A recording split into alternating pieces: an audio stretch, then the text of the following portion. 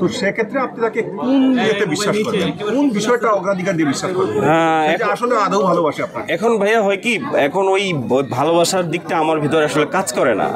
এইটা বলে আবার হচ্ছে গিয়ে কাউকে হারাচ্ছে মনে হয়।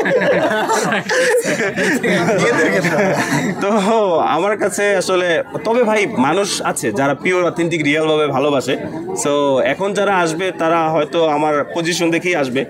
আবার হচ্ছে কেউ কেউ সত্যিকারের ভালোবাসা, এখন হচ্ছে মনের ভিতরে কি আছে সেটা আল্লাহ তাআলা তো দেখার সুযোগ দেয় নাই। সো সেরকম তো জানা যাবে না যে কার মনের ভিতরে কি আছে। ধরেন যে একাধিক মেয়ে আপনাকে প্রেম নিবেদন করলো, আপনি কোনটা বেছেন? আমি আস্তে দৌড়ে পালাবো ভাই, প্রেমের ভিতরে আমি নাই এখন। আমি প্রেমের ভিতরে এখন নাই, ও বেইমানের এই জায়গায় আমি নাই। ধরা খাইছি ভাই, আর ধরা খাইতে চাই না, ভালো আছি। কাফি ভাই, প্রাক্তনকে নিয়ে এত কথা বলতেছেন, তার কি কোনো ঝামেলা?